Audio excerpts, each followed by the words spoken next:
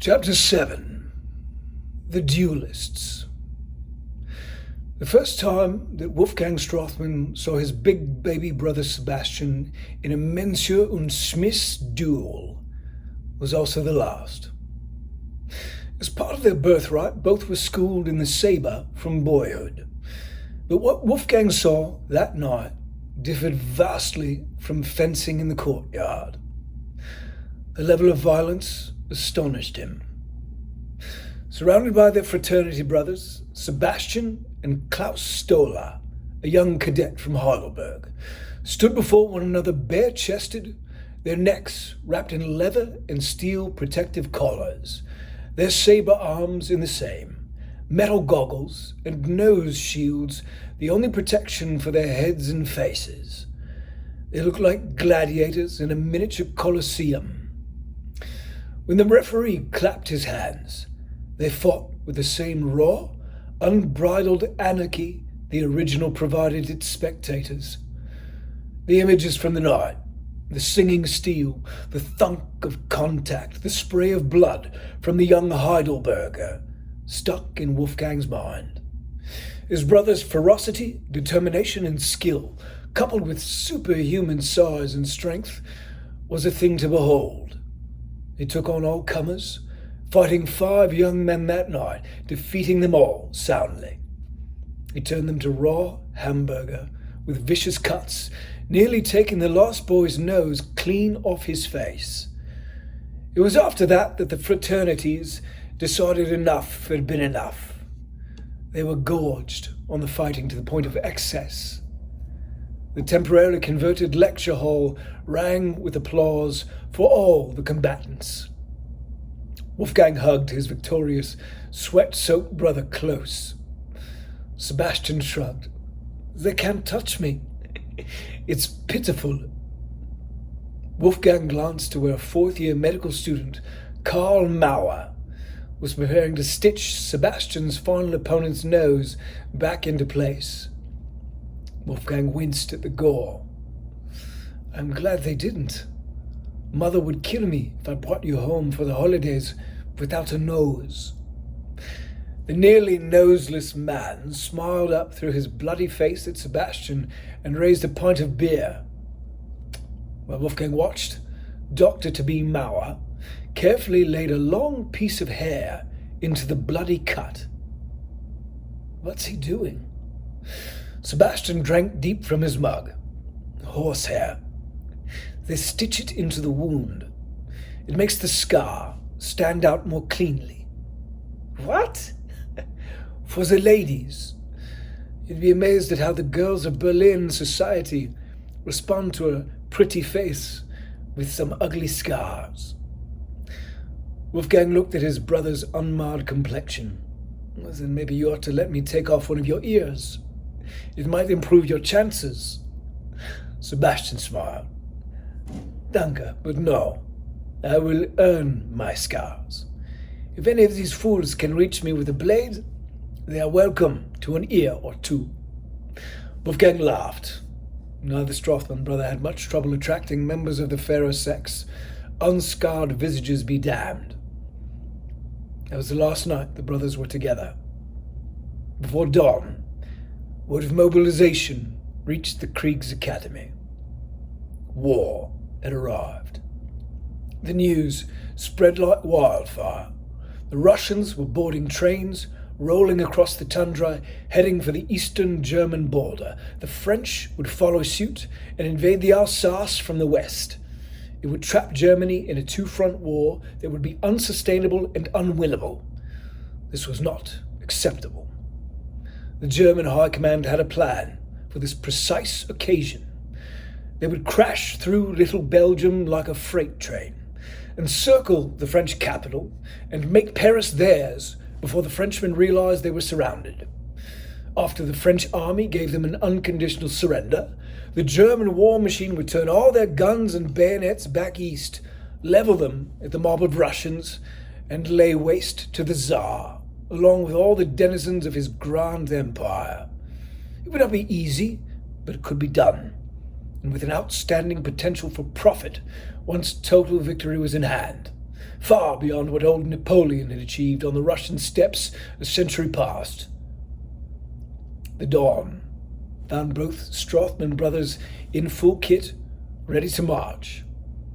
Wolfgang was to venture south, the tip of the spear, aimed where the French believed the frontal assault must come. Sebastian's path lay along a more audacious route. Albert I, the Belgian king, had declared his land's neutrality. It would take absolute arrogance to risk drawing in Belgium's British allies by treading on their sacred soil. Unfortunately for the Belgians, the German Wehrmacht of Kaiser Wilhelm had that type of arrogance in spades. Sebastian's fate put him on greased rails, a gear in the spike-helmeted siege engine, a chugging juggernaut grinding headlong toward a violent conclusion. The brothers shook hands.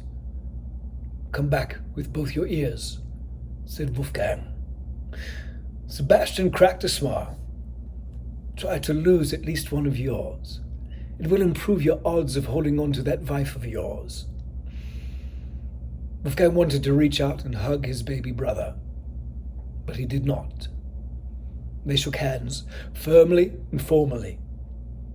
Until the day he died, Wolfgang would regret his restraint.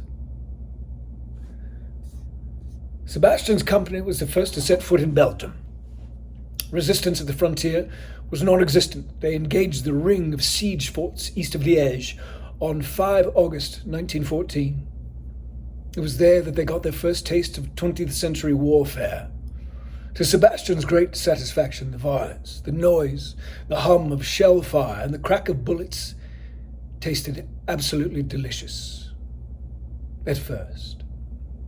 The sensation did not last. By the third day, it had completely evaporated. Sebastian and his company found themselves pinned down in a drainage ditch. The central turret, staring down from Fort Evigné, looked like a cartoon version of the top of a paunchy bald man's head. The howitzer barrels that barely poked out from under the dome seemed like wide-open eyes, shocked and enraged, gazing down at the effrontery of the German infantryman's incursion. Bursts of flame exploded out of the eyes, along with thick puffs of white smoke. They seemed comical through the field glasses, but the 210 and 150 howitzers that Alexandre Renoir could hear from his front steps were quite loud and violent in person. It was infuriating to be on the receiving end of the cartoonish barrage. Each time Sebastian's company attempted to push forward, the fort swiveled its turrets, and huge coughs of gunpowder clouded out of the gun barrels, propelling shells onto the German infantrymen, driving Sebastian and his platoon down into the relative safety of muddy ditches. Finally, the German 420mm howitzers arrived and unlimbered from their horse teams. From a mile away, they turned their fire on the steel domes in the heart of the fort. Unfortunately, they did not turn the trick. The Belgian cartoon guns were cleverly engineered for self-preservation. They simply retracted inside the domes and disappeared under the earth, temporarily silent, untouched by the violent barrage. When the Belgians' shelling ceased, the defenders replaced it with comparatively anemic but still occasionally deadly Belgian rifle fire. Sebastian was 10 feet from his commanding officer, fresh from the Kriegs Academy, Captain Christoph Lanz. Sebastian was observing Evigné through field glasses when it happened. The German rounds hit and drove the guns back into their underground lair. He shouted to Lanz, "Captain, they've withdrawn the artillery." "Good! Forward the line!" yelled Lanz. Sebastian stood and waved at his sergeant. "Come on, forward!" As the men stood and started slogging their way up and over the redoubt, from 3 kilometers to the south, the little triangle-shaped fort at Fléron began firing its batteries, savaging them. The high-explosive shrapnel rounds started raining into them before they could get clear of the ditch. Captain Lanz disappeared in a roar of fire. The shell burst right where he was standing only a moment before, atomizing him in a red spray of misting blood and bone, shorting out the electromagnetic forces that coupled the electrons to the atoms, smashing the forces that latched the protons and neutrons, scattering them in 100 million billion different directions. Instantaneously disconnecting the body, Christoph had spent 25 years conscientiously building up one cell at a time into a chaotic spatter of nothingness. Sebastian and the company of men he instantaneously inherited leadership of dove back into the ditch.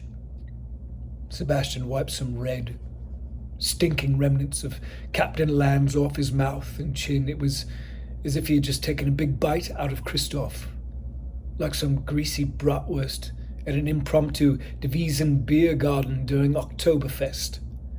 Sebastian gagged at the thought, but he held his stomach in check. Sergeant Hoffman and the enlisted men looked to him. It was clear they all wanted to hear 2 words from him, and anything other than fall back from the mouth of their blood-spattered lieutenant would not be well received. Sebastian wiped at the gore and worked it over in his mind. The orders had been to circumvent the line of 1890s fortifications and move straight past them, into, then through Liège. Surprise and speed meant everything. They were the key to the grand purpose for which Christoph Lands had just, against his wishes, sacrificed himself on the altar for. The risk that the British lines would throw in against their German cousins alongside the Belgians, and thus the French, was now a reality. The British had begun military mobilization the night before the German forces crossed into Belgium. But the Kaiser was not one to back down from his cousin's rebuke. He commanded the invasion to press forward regardless, knowing that the French would be unable to move their army in time to stop him if they cut straight through Belgium. And thus far the gambit had not paid off. They were thoroughly held up and entirely fucked at present. 3 feckless days in this shit. 3 days meant word had reached Paris and London. Important men in both capitals were making decisions right this minute, decisions that would echo for years, even centuries to come. Sebastian knew he had to act now. Fall back was not the way to save his countrymen. Sergeant Hoffman decided he had waited long enough for the Green Lieutenant to assume command. "All right, boys, we would fall back to—" "No!" Sebastian cut him off. All eyes looked his way. "If we turn tail now, they'll hit us from both sides the entire time that we run. And the moment we get to the regiment, they'll kick us in the arse and send us right back down this ravine for a second dose of those guns." The men were silent. It made good sense. The way out is through. Remove your packs. Fix your bayonets. The men did not move. All eyes turned to Sergeant Hoffman. Sebastian pulled off his pack. His machine pistol was already in hand. He drew his sword as an accompaniment. "Come on, you little farts. What would your fathers say? No one forced you to be here. You chose this. You may regret the choice you made. You may pine for your home and your mother. You may be telling God that you will change your ways now and lead a pure and Christian life from henceforth if he lets you live through this. Perhaps he will. I can't answer that. But I promise you this, follow me here and now, and you might live to try on Puritanism for size. You stay here in this ditch, or turn back, and you'll be cut down to ribbons." Hoffman dropped his pack and pulled his bayonet. "You heard him, you little shits! Fix bayonets!" The men followed suit, and within seconds all were unencumbered of packs, bayonets at the ready. "What shall we do, Lieutenant?" asked Hoffman. "As soon as they let out the next volley, we'll run toward them. The guns use black powder. They can't see the smoke to track us. When they realize we are coming straight for them, they'll need to range the guns in. We'll be in the fort and have our bayonets down their throats before they can pop back out." Hoffman nodded. Sebastian looked at the uncertain faces of his boys. Before the morning ended, they would be men. Some would be broken men, some would be dead, some would be scarred for life. But the fantasies and innocence of boyhood were facing an abrupt conclusion. 210 battery at Evigny poked its head out of the ground again. It puffed rounds out of its eyes, and thick smoke chucked out with them, obscuring the battery. "Now!" Sebastian roared. He leapt out of the ravine and ran toward Evigny. Hoffman and the company climbed out and ran behind him, buoyed by his savagery. Sebastian heard the 210s and 150s cutting the air above them, landing impotently around the ditch they had just abandoned. He thrilled that he had been correct. The Belgian artillerymen were firing blind now. Even when the Belgian rifle rounds started cracking the air around him, and members of his company began to meet their bullets, Sebastian did not falter. The Belgians were not prepared for modern warfare. They had the best artillery that the Belgian front could buy in 1895. And although they had good rifles and sharp bayonets, to their great misfortune they had almost no machine guns. Belgium's King Albert I had certainly been impressed by the Maxim MGs when they were displayed and demonstrated in England. He sat in the royal box at the same expo that had given Kaiser Wilhelm and poor Joseph Schmidt a thrill in their nether regions. But Albert thought they were simply a loud and exciting novelty. He and the British and French applauded quietly and kept their purchasing orders at the bare minimum. Machine gun was for defense. War was won on offense.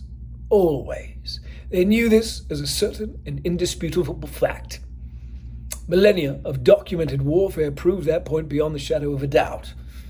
Albert and the British and the French and a millennium of generals before them were all proven wrong by technology.